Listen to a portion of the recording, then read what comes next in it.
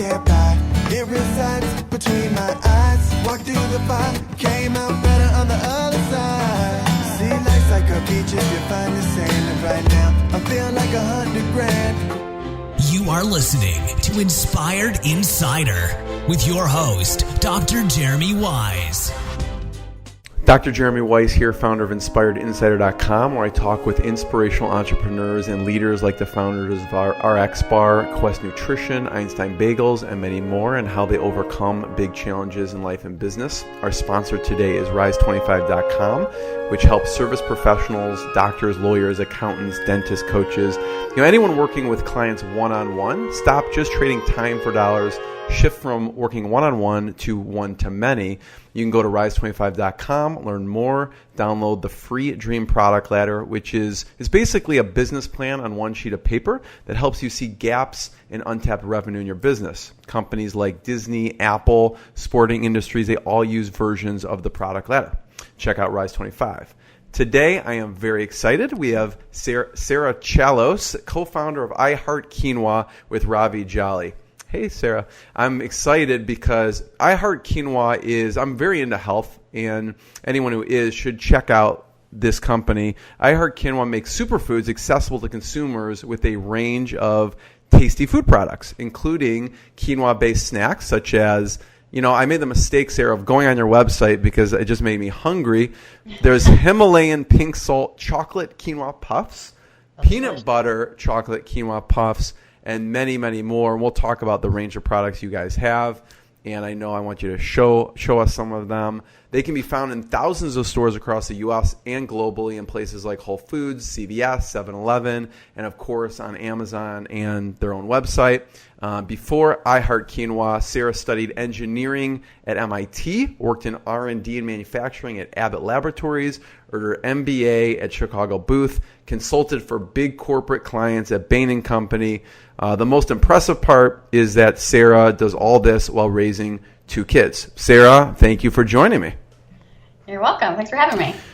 I wanted to start with that part because all of that, you have this amazing background. And then if anyone has kids, you know how hard that part alone is, let alone running a busy, successful company. So what's the toughest part about being a mom and in running a business?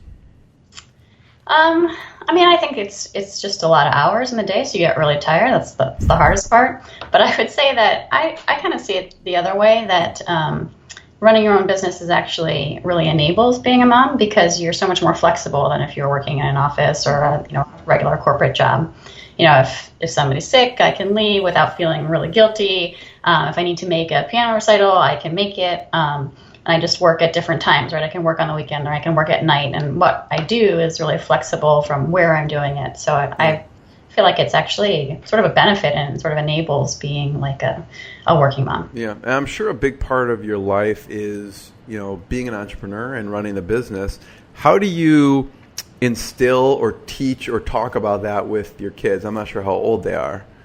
Yeah, so one is 4 and one is 6. Okay. They see the product around all the time, and they know that mommy sells quinoa. And one of them says, I'm sure he might be just saying it to be nice to me, but he says he wants to sell quinoa when he grows up. Which you're like, don't wait, child labor, start right now. It happens sometimes. They're also very cute, so I bring them to the store with me when I need to sell because that helps. Actually, my first sell-ins, my oldest was a baby, so I had him at I was selling while I was on maternity leave, and so I had him with me. There was nothing I could do. I brought him to some meetings. And where did you go? Into the grocery store when you're getting it in? Yeah, exactly, because he was really little, so I didn't have a nanny or anything yet, and he was sleeping or he was in the got seat. There was one meeting where I had to take him out of the stroller because there were only stairs, so I was just holding him. It was a little awkward, but you got to make it work. You do whatever you need to do. What's the reaction for that? It's probably I mean, I would think someone should, if they're listening to this and they have their own food company, they should rent a baby for the day. If they don't have one, bring it to the meeting, as long as it doesn't cry the whole time. Right, exactly. I would say it was a net positive. Yeah. Yeah, that meeting in particular, he just kind of like, the buyer just kind of ignored it. He didn't really, I think he was, didn't know how to react. He just like pretended like it wasn't there. But for the most part, I think people, think they're pretty cute. And, they've been helpful. They help me sticker things if I need to, or color in things when we make mistakes and we need, coloring work. So they're helpful. Yeah. And I want to talk about the early on days. People see it now. It's on shelves all across the country, even internationally. But it took a lot of effort and work to get it there. So I want to talk about that. But first, I want to talk about some of the learnings. You've said just this amazing breadth of experience before starting I Heart Keenwah. And I want to know, like, from Bain & Company or Abbott or your MBA, what are some of the learnings that you took to start and launch the company? Yeah, I think having the background I have has been super helpful, actually, because it was just a really good training ground. Working at big companies, ultimately that's not where I felt most comfortable. But I think I learned a lot at those places. So at Abbott, I learned a lot about just project management and staying on top of things. And I learned a lot about logistics, which there's a lot of logistics that go into securing your raw materials and scheduling the trucks to pick everything up. And so logistics and warehousing was something I really learned a lot about there. What's the toughest part about logistics that you found? I would say it's just manpower. Just got to kind of ground it out. You have to schedule the trucks, and the trucks are always late, and it just takes patience and hours in the day. So you need to be pretty organized, but it's not like mentally challenging. I just mean, like, do you find that because you guys source the quinoa from Bolivia, is it the logistics, like receiving it, more challenging, or is it more kind of pushing out the door, like getting it made, packaging, and getting it out? Yeah, there were some, when you're small, I would say the sourcing part is really challenging because you're trying to buy small amounts and make it work from a cost standpoint, not put yourself out of business. Once you get a little bit of scale, I think that part it just becomes easier because more people want to work with you. They want to sell you, full truckloads instead of a case. It's just easier to manage that. And then on the other side, I would say it's just in terms of timing, making sure you have inventory of everything. And we don't manufacture anything ourselves because we don't have the capital to build our own facility, right? Yeah. So we have several different manufacturing facilities. So coordinating all of that and making sure you're never out of stock of 17 different SKUs when you're a really small company is challenging. What made you decide to go and get your MBA? I'm always curious. Yeah, so I didn't have a very strong business background at all. I studied engineering. I did a lot of science. So when I worked at Abbott, I felt like I didn't really understand sort of the underpinnings of the business. And after working there for 6 or 7 years, I also felt a little bored. I just kind of wanted to shake things up. I feel like you have to work for a long time, right? You got 30, 40 years of working career, right, to look forward to. So why not kind of take a little break and take some time to reinvent yourself and do something different? So sort of both of those. Did you know that you'd want to start something entrepreneurial going into the MBA, or that wasn't even in your line of sight? Yeah, no, I always liked entrepreneurship. Yeah. I worked for small companies even in college. I worked for a small medical device company in college that was for sure my favorite working experience. Just like that energy that you get in a small company and sort of the passion that people bring feels different than working in a big company. And so I just hadn't, I looked for a small medical device company after college and didn't find one that was a good fit. Because also you have to find, the personalities are so important, right, when it's a small company. So I didn't find one that was a good fit. Very important, yeah. There's a few, I remember talking to a few crazy CEOs. So it just didn't work out. And then I felt like at business school, that was something that, there was an opportunity to kind of get involved in that again. And you just have a lot more resources and a lot of chances to try things out. And so I took a lot of entrepreneurship classes there, and that's where I met Ravi, actually. Yeah. So this started almost incubated in when you met Ravi in your MBA program. What was the initial idea at the time? I mean, maybe the same, maybe it's different from now. I don't know. Yeah, the idea was basically to make quinoa. So Ravi had just come back from Bolivia, first from spring break, and he had seen quinoa being used there in lots of different ways. And here we weren't using it anyway, besides just using it. This was what year about? 2009. Okay.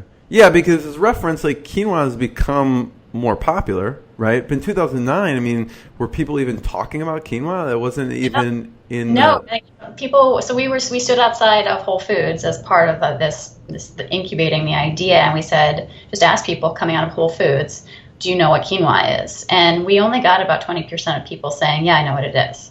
In Whole Foods. Yeah. So that's that says a lot about how far quinoa has come. I think we got pretty lucky that it became like the poster child for healthy eating.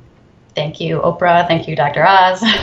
Luck or foresight, whatever it is, right? Yeah. So he came back from Bolivia, and what did he see? So he had seen in the markets there a lot of snacks and cereals and just other ways of using quinoa, not just as a side dish or like a rice substitute. Mm-hmm. So he said, we don't, there's a gap in the marketplace here. We don't use quinoa like that here. So there's an opportunity. And so we were in a group, and we all pitched our ideas, and that was the idea he pitched, and we liked his idea the best. So, but people in that group probably split off. Right, and then you guys kept going with it. So what happened after I guess, was it a class project? It was, yeah. It was. It's called Strategies of Entrepreneur, or New Venture Strategy is what it's called. So then what happened after that? We just, it was 2009, so the economy was really weak, and a lot of us got our start dates pushed back at our post-business school jobs, so had a little time to kind of workshop the idea and see if it could get some traction. So over that summer and then the fall, after we graduated, we started just making samples and going to farmers markets, and we incorporated the business and just started kind of getting our toes wet. Yeah. And then we kind of kept that up while we were working, which I think was a really, safe way to try something out. You can quit our jobs and go start selling quinoa like crazy people. I want to break both of those down because I think this often gets skipped over. People see it on the shelves and they don't realize kind of what it took to get there. Because you talk about making samples in farmers markets, right? Both of them take some grit and effort, and you guys are working corporate jobs, right? You don't need to be at a farmer's market selling face-to-face. Right, the reality is, but you had a passion for this. So talk about, first of all, the making the samples piece. What was, the original, what did that original product look like? Probably different from what we see now. Yeah, for sure. We started with the clusters because that is, you can buy all of those ingredients at Whole Foods. And we bought a lot of ingredients and, agave syrup and, a lot of things that are not in the product today. And we just experimented with different recipes. And then to get the shape, we tried different things. We tried ice cube trays because our original So you product, would mash it up like the quinoa, put like agave syrup or whatever mixtures, and then push them into like ice cube trays. Gloves on, push them in the ice cube trays, try to get them out. We used mini muffin tins. And our first farmer's market, I flew to New York and I brought I spent the whole night in the kitchen, and Robbie spent the whole night in his kitchen, and we combined all of our samples that we had made at home, which maybe is not okay, but we were very clean. That's farmer's market for you. I mean, that's what you get there. So. Right, exactly. So, yeah, I mean, and it's fun to workshop the ideas like that, and it's a very safe way to do it and when people try it in front of you, you get really immediate feedback, because I think when you give it to your friends and family, of course, they're going to be like, that's great. Nobody wants to, tell you the truth, but as strangers, you can tell by their face. Yeah, well, especially if they paid money, right? If they paid money, they want their money's worth, and they want it to be good. What was that initial? Tell me about the initial farmers market. What was the reaction? What were you seeing? What was like good and what was not good? Because you obviously changed accordingly. Yes, we got feedback there on the flavors. We got feedback on the texture. We also saw other small companies. I remember like a kimchi company there, and saw other people doing what we're doing. So I think that gave us kind of get that validation and energy to hey, if other people can make this work, maybe we can do it too. And having people buy it and say, yeah, I've never seen anything like this. Oh, what a great idea. That gives you the confidence to move forward too. And I think ultimately that's what helped us say we were willing to start investing the money in real packaging and formulation, were those initial trials in farmers markets and stuff. Yeah, so based off of the feedback and everything you're getting, what was the first product that you came out with? Because you had to find a co-packer to go, right, And that Right. journey, Yeah, we went how to was food that journey? Was formulator that first. hard? We took our recipe and said, okay, we want to scale this up. So how would you adjust it or scale it or kind of change the ingredients to make it a little more manufacturable? Yeah. So we worked with a food formulator in the suburbs of Chicago. And that was our first investment in terms of, okay, we're going to try to make this really work. Yeah. And then for co-packers, we just looked online. That was the hardest part, I think, to find somebody who would do really small batches, right? Because, we only wanted 40 pounds. We didn't want 40,000 pounds. Yeah. Yeah. And you are bootstrapping it. So you can't just plump down this, especially if you want to change the product or iterate from there. So what was the first product the flavor you came out with? The almond cranberry cashews. Okay. So we launched with 4 flavors, one of which is no longer in existence. So we launched with an almond quinoa cluster chocolate sea salt, which is basically the almond but with chocolate drizzle on top. Sounds great. Yeah. Everybody loves chocolate. Keep talking.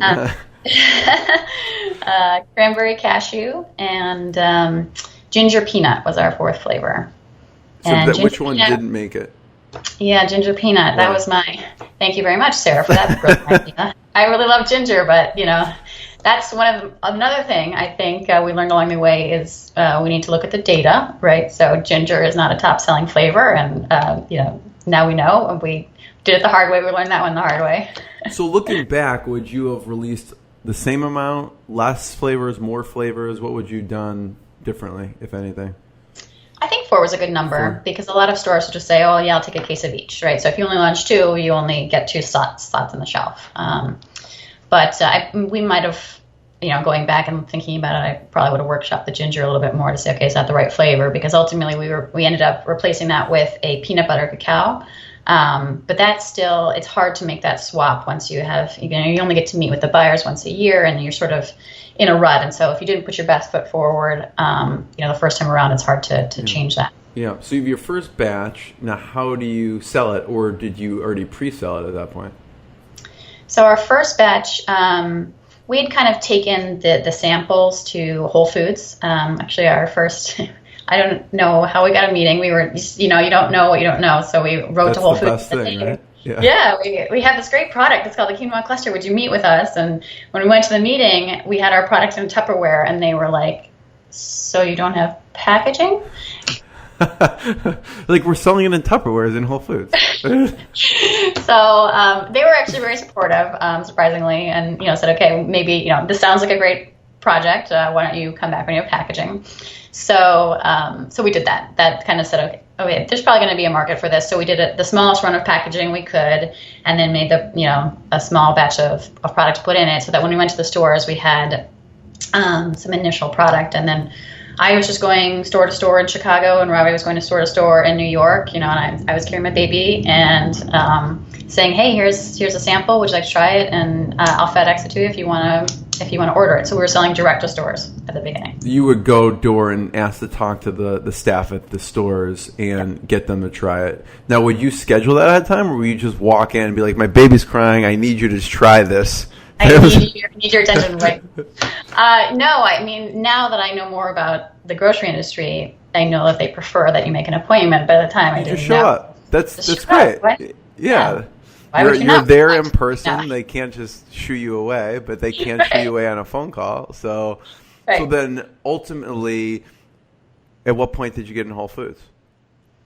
So Whole Foods is actually a tough nut to crack. So that one, it's hard to get authorization, and it's very decentralized. So we sold into a lot of stores in Chicago and New York before we got into Whole Foods, actually. What was the big, you felt a big break along the journey of getting into a retailer? Wegmans was our first big break. Mm-hmm. So that's a retailer in the Northeast that everybody is super passionate about. And when they took our quinoa clusters into all their stores, and we had some help there with a distributor. By that time, we were selling to a distributor, and so they had presented our product. And once we got that approval, that's when I quit my job. I was like, okay, this is happening. I really want to do this full time because Wegmans wants us. This is the real deal now, and that gave me the confidence, kind of jump ship and go all in. Never look back. It's a tough decision though, even with that, right? Yeah, I mean, looking back now, I feel like that was probably a little crazy and premature, but at the time it felt like a big leap, a big jump for our company, and I wanted to see what we could do with it. For someone, Sarah, who's in the same situation now, let's say they're doing something on the side and they're wondering, when do I transition? What were you thinking about at the time? And I guess what would you tell someone who's kind of walking the fine line? I would say you got to follow your gut. If you honestly believe in your heart of hearts that you have enough evidence, then it's the right time. If you're still not sure, it's probably not the right time, because once you're in, you have to give it 150% all the time. And if you're doubting yourself once you're in, I think that that would make it really scary. Yeah. So I think you have only you know when it feels right, and it might never feel right, because I think some people just don't they don't like to feel that it's uncomfortable. Right, it's super uncomfortable, and if you're not comfortable with that, then it's not the right choice for you at all. Yeah. And I think a lot of people, it's tough, Sarah. Because you have a really good job, you have health insurance. Those factors that when you go on your own, you no longer have health insurance. There's no vacation pay anymore, right? So it's a tough decision. There might not be any pay at all, right? Exactly. Yeah. Yeah. No, and I was also fortunate. Like, my husband has, he's the more sane one, so I do insurance through him. I think if I didn't have that, that would have also made it more uncomfortable, to be honest, right? So what happens? I also find when an entrepreneur makes that leap, then great things tend to happen a lot of times, because then you're focusing your energy. So after you go full time, what changes did you see in the company? Yeah, that's when we really started to accelerate sales. We started to get into more retailers. H-E-B was one of our big retailers. Safeway came on board, even at the beginning at that time. So, yeah, I think we had an innovative product, that nobody had really seen before. So a lot of people were interested in picking it up, and having the time to focus on it and not have to hide in the closet at work every time I wanted to make a phone call. You're like, I'm talking to Wegmans. Right. What client? Right. So yeah, I think that definitely, having more time in the day helped to accelerate things. What are some challenges going into stores? It's hard to find the right decision maker. First, who is are you talking to the stock person or the decision maker? It's hard to get them to make time for you. So a lot of them will say, "Oh, I don't have time. Leave a sample," or they'll call in the back and they'll pretend like the guy is really busy. Oh, he's busy, but he just doesn't want to talk to you. And so you leave the samples maybe with the customer service person, and then they never make it to the back. So it just takes a lot of persistence, I think, to get to the decision maker and get in front of them, and then to convince them. Yeah. What about once you're in the store? What are some things that are challenging? Yeah, it seems like getting in the store is the hardest part. It is. Until you're in the store. Until you're in the store, and then you're like, now I have to get out of the store, and some of this hard. So nobody knows who you are, right? So, I think having packaging that speaks for itself is really important, something that somebody's going to notice, and then trying to put it in a place where it's a little bit jarring, right? Like, why were pretzel crisps so successful? They were in the deli section. There's not much in the deli section. They did something very clever there. So we found, for example, that anytime you put our product, it's not just in line on the shelf. If it's on an end cap or on top of the salad bar. I've noticed some of your products in different places is almost. I think in one place it was almost in a like a basket, like at the end of the aisle or something. Yeah. It wasn't on the shelf. We probably paid for that. Yeah, I'll pay for that, over and over again, because that helps people notice it, and nobody knows your brand. So anything you can do completely to get sticks them to notice you. Completely sticks out. Yeah, so how much control over that do you have? Basically, you can get product placed, but it's just there's a price tag involved. There's a price tag, and sometimes even if you're willing to pay the price, they don't want to give it to you, because they could, get somebody else in that space that they know is going to sell. If it's Pirate's Booty, everybody knows Pirate's Booty, and as the store, I know I'm going to sell 1,000 cases of Pirate's Booty, and I Heart Keenwah. You're new, and I don't know how much I'm going to sell of your stuff, so why would I give you that spot? So that's a tough sell too. Yeah. What was the next grouping of product, I guess you go? So those were the clusters, right? And so what was the next, genre of product? The next genre was another snack.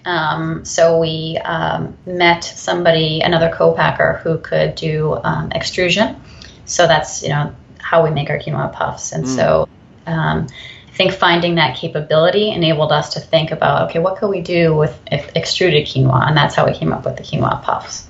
So that we had the savory, and then we added the sweet ones that you were talking about earlier, the pink salt and the peanut butter. And that has the same base, right? So we got 6 products out of one sort of idea there. Yeah. So what do you have in front of you? I know I asked you, will you grab some, because I didn't have time this morning to go to the store, but I definitely have it. So this would be our quinoa puff. It's a cheddar. It's like a cheese puff. We have a sea salt flavor, we have a cheddar, chili, and we have an herb de Provence flavor. So they're like cheese puffs, kind of like Pirate's Booty, but made with quinoa, obviously. And they're just have a very strong nutrition profile, high in protein, low in fat, really low in calories.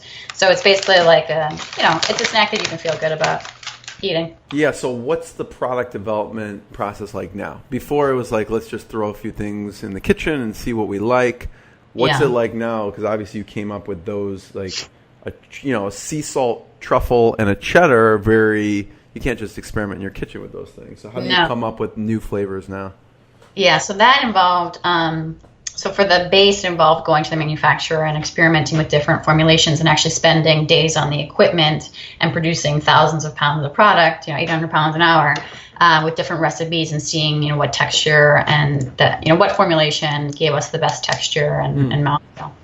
And then the flavors, we basically went to Whole Foods and we bought every flavor of chip and every salty snack that we could, and we put them all on the table and we ate them all and decided what we liked best. Yeah, it was kind of fun. So our flavors were kind of modeled after other brands that we liked, and then we said we like this. We went to a seasoning house basically, and we said this is we like this flavor in this genre of flavors, but we want ours to be have a little bit more hint of lime, or we want it to have kind of what we're looking for. And then we spent also days with the seasoning house developing the what we wanted it to taste like. So and I notice, what's the most popular product right now? Right now it's the cheddar puffs. It is. Yeah. Okay. So the clusters, the clusters, they were the first. They were our baby, but we kind of moved on from them. So the puffs sell a lot more, and then we also now have pantry items that are doing really well. So the clusters are a small part of the business now, actually. When did the chocolate come? Because you have chocolate covered puffs. Yes. Right. So when did that come into play? Yeah, those came about a year after the savory puffs launched, and so the idea there was. We have this great puff product. Wouldn't it be delicious if we covered it in chocolate? I mean, why not? So, but we always kind of stick to having very simple ingredients and having a standout nutrition profile, right? So it's kind of like Brookside, right? Which are those chocolate covered acai berries, but those have 16 grams of sugar and ours only have 6. Those have no protein or 1 gram of protein. Ours have 4 grams of protein. So what we kind of try to do is take things that we know work, but put our own spin on it. Was that process much more difficult to cover in chocolate, or was it not as much? No, not so much. No. It's called a panning process. You put it looks sort of like a big dryer, and you just put the puffs in there and they spin around and they get chocolate sprayed on them. Sounds good. One thing about that process is, what did you predict would be the most? Did you predict the cheddar to be the favorite, or? Yeah, I think that one we knew because, if you ask any grocery buyer, by that time we were smart enough also to ask the grocery buyers what sells, and they all said cheddar. So cheddar is the number 1, sea salt's number 2, so that's why we have those flavors. We still try to put our own spin on it, right? We don't have just sea salt, it's sea salt truffle, so we kind of added a little bit of... That sold me. The truffle piece, for sure. Yeah, I love truffle. What I was surprised about too, Sarah, is I didn't know until doing research for this that quinoa was a complete source of protein. Yeah, so it's the same kind of protein you would find in meat or in dairy, but it's in a seed. So it's the only plant-based protein that's a complete protein like that. Like if for rice, and you'd have to eat rice and beans together to get that same quality of protein. No idea about that. So the other part is, to get it to the shelves, is not easy, right? And packaging, branding, everything. The other piece is, you guys, I look at even the logos on the packaging are not always easy. So I'm curious, which was the hardest to get? Meaning you have USDA, and this is not for all of them, but most of them, USDA organic, fair trade certified, non-GMO, certified gluten-free, kosher, and vegan. Like each one of those in themselves is a process for you guys to actually, so you can actually put it on the packaging. Yes. What was most difficult out of those? I would say USDA organic is sort of the most stringent. I mean, it's very clear what the requirements are, but to have a product that is 100% organic is very expensive and, requires very full traceability.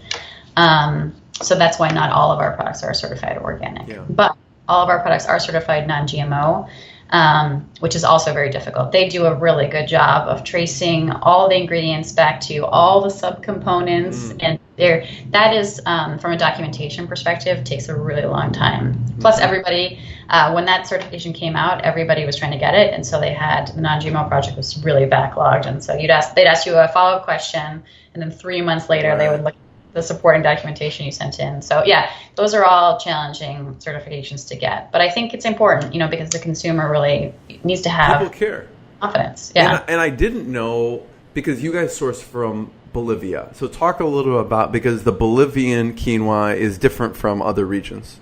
Yes. Oh, let me tell you. Yeah. No, the Bolivian quinoa, we believe, is truly superior to other quinoa sourced from other areas.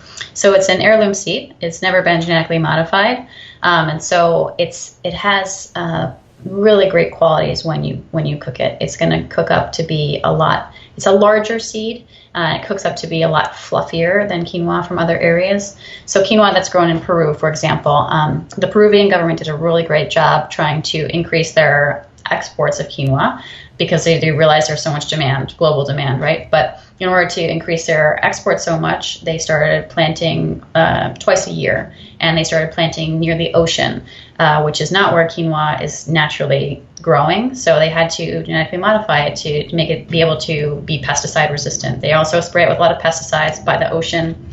So they don't have to do any of that in the Bolivian Altiplano, because that's kind of where quinoa was meant to be grown. Yeah. Cold and high altitude, and the soil there, it's been fertilized by llamas for thousands of years, right? So there's a really unique profile to the soil there, and so you get this really great seed and this great flavor from the Bolivian quinoa that you don't get anywhere else. If you would see it if you put the seeds side by side, it's clear. One's just much bigger than the other one. Right, exactly. And what you can do when it's bigger also is toast it. So you don't burn it when it's small seed is really easy to burn. And when you toast the quinoa, you get this really nice nutty flavor, just like you would toast rice. A lot of people do that. It toasted makes coconut. I've had the toasted coconut stuff too. Exactly. Because you had the clusters, then you have the puffs, and you do have toasted products too, right? Right. Yeah. So this would be our toasted quinoa grain. So this. Maybe you can see it there, the seeds. So this is meant to be simmered. It's just a rice substitute. You use it like you would rice. And this is toasted, and it's Bolivian. This is our Bolivian flag here. Yes. Can you eat that right out of the package, though? You can put, if you're a diehard quinoa aficionado, you can put it on your salad and get it right out of the package. But most people cook it like rice.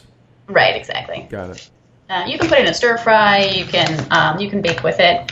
We also have quinoa flakes, which you can tell I've been eating. The top is open, but I eat them for breakfast every day. So you can eat them for breakfast like oatmeal. You can use them in baking. You can make protein balls out of them. And this also, we use Bolivian flakes that are toasted. Is that the hot cereal piece?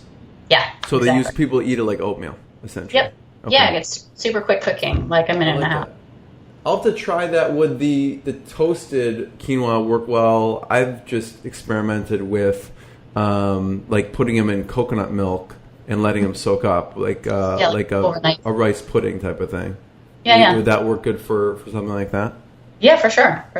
And that toasted just really enhances the flavor even more, the toasting. Yeah, and you guys, if anyone, if you go to I Heart Keenwah, and by the way, it's spelled out phonetically. It's not the Q, but it's I Heart and then KEENWAH. You can check out actually a lot of the recipes on there, which all look really good. Yes, as well. That's the favorite part of our website. You can track where people are going, and that's where people are always going. Really? The What's your go-to quinoa recipe at home for the family? My favorite is just regular toasted quinoa, fluffed with a fork, and then putting avocado, olive oil, and coarse sea salt on it. It's a really simple combination, but it's so delicious. Yeah. There's one person that we were talking before about. You guys should talk because it would be a perfect combination. This guy interviewed. It's Jacobsen salt, and they make it all kind of handmade coarse salt. So you guys should talk from a personal perspective, from a business perspective. I could see. I bought their black garlic salt. It would probably go really well on your products too. I see a collaboration in our future. Yeah.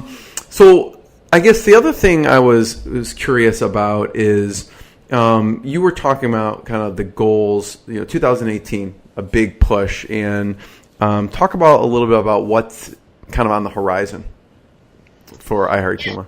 Yeah, I think 2018 is going to be a big year for us because we're finally at the table with some much bigger retailers. At the beginning, like we talked about, we're going store to store and just selling to, mom and pop health food stores. But now we're sitting at the table with Kroger, with Target, with Ahold, with CVS. And so those are our top priorities for 2018, focusing on those 4 retailers and making sure that we execute really successfully there, because those are opportunities that, they only come once and you wait a long time to get them. And so we want to make sure we really support them as well as we can and develop really strong strategies, tailor our strategies for each retailer, because each retailer is different and has different, tools in their toolkit. So we're really excited about that. And for a long time, it was the two of you. At what point did you decide you needed to bring on someone else? When I was staying up till 2 o'clock in the morning, every morning processing orders. It's like, there's too much. So, you get to a point. It's a little bit of a step function, right? You can't hire somebody like when you just have too much work because you can't afford them. So you have to have way too much work on your plate, and then you can afford to hire somebody. Into it.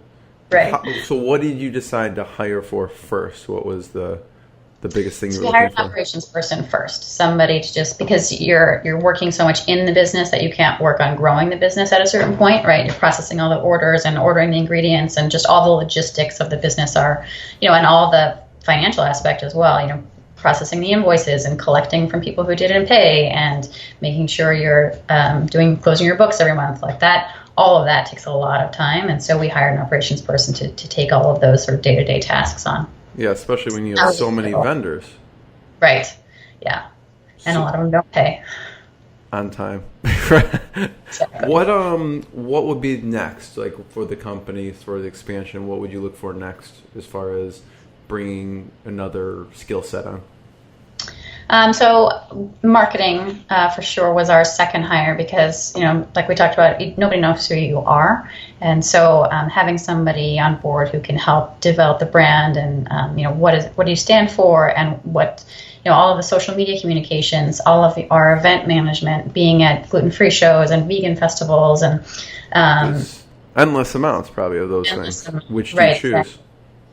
Yeah, and if you don't have somebody to work on that, I think you're not creating a brand, and that's really what we wanted to do is be the brand that people think of when they think of quinoa. Yeah. And then after that, I think it's sales. We need more people going into stores and being feet on the street. There's only so many. Again, you're busy running the company of a family. There's only so many conferences and things you can go to. Which ones do you choose to spend your time at? The Natural Products Expo is for sure the most important for our brand, just because that we fit squarely in that space. So there's a Natural Products Expo East and West, yep. And then after that there's fancy food shows and a winter one and a summer one, and then after that there's a tier of so those are all sort of trade shows where you can meet grocery buyers and industry folks, and then there's the other set is the consumer facing shows. So there we really focus on gluten-free and vegan and vegetarian, because that's like our, the most die-hard, excited consumers, and so we want to reach as many of them as we can. And then what, Sarah, would you say has worked best for marketing and what hasn't worked of what you thought would work for getting the word out? Yeah, it's tough. It's that's the age-old question. There's definitely no silver bullet, I would say. Everybody says, what should I do next? We did a lot of demos, and the demos, I think, are demos at grocery stores, or where do you do grocery stores? Right, yeah. So bringing your table and your samples, and getting people to try it, and then they can buy it right there. So that's nice because it's really close to the point of sale. I think you need to have some money. You don't get an immediate ROI on that. I think it's a very long ROI. So if we looked at how many bags we sold at each product demo, we were never breaking even. So So you need to have some money on hand if you're going to take that strategy. Social media has been a great way for us to kind of get the word out at a pretty low cost. You need to have either have the skill set in-house or be able to hire somebody to take beautiful pictures, because that really is what engages especially people. For your type of product, yeah. Right, exactly. Yeah, for food, it's just a must-have. So, but that's a way to reach a lot of people and get the word out pretty effectively. Yeah. So this has been fantastic. I have two last questions, but I want to just tell people, go check out iheartquinoa.com. Like I said, spelled phonetically, KEENWAH.com. So I always ask, because it's Inspired Insider, what has been the lowest moment in the business, and then what has been, on the flip side, what's been one of the proudest moments? The lowest moment, I would say, was we had a recall early on in our development. It happened at our small co-packer whom we no longer work with, and it was pretty gross negligence on their part, but they did that when the FDA was there, and I thought timing. Right, exactly. I definitely thought we weren't going to make it. I thought, I was on vacation with my family, and I spent the whole vacation, in a room, like trying to sort out, what product went where, and trace it, and talk to the FDA and tell them how we're going to remedy it. And it was, for sure, that was the lowest point. I guess it's a good thing when you were small and didn't have as much distribution, because it was probably a headache and horrible then, but now it would have been even worse. So yeah, for sure. And it's probably good that it happened, because I think it made us realize, how we need to be, how it is super important to have that traceability and to really have confidence in your manufacturing partners. But yeah, it was scary. I get nervous even thinking about that, actually. So on the flip side, what's one of the proudest moments? On the flip side, I would say, anytime we get into a retailer, it's just this really joyous moment, and something where you're just like, you're screaming out loud, like, yeah, we did it. That is something that it's really a roller coaster of emotions, and I think that's why I like doing this. Is you feel it so viscerally, right? The lows are really low and the highs are really high. And so getting that sort of affirmation and like, okay, we just got into another 200 stores. Oh, we just got into another 600 stores. Yeah. Like that feeling is, exactly, unparalleled. Sarah, congratulations. This is, and everything you guys have accomplished. It's not easy, and you continue to strive ahead and be successful. So everyone should check out iheartquinoa.com. Where else should we point people towards online? You can buy it on Amazon. You can buy it on Thrive Market, iHerb, pretty much anywhere that sells natural products. But all right, thank you again, Sarah. I want to be the first one. Thank you so much for your time on this. Yeah, thanks for having me on. Appreciate it. Nice to talk with you. What I got, you can't buy. It resides between my eyes. Walked through the fire, came out better on the other side. See, life's like a beach if you find the sand. And right now, I feel like $100 grand.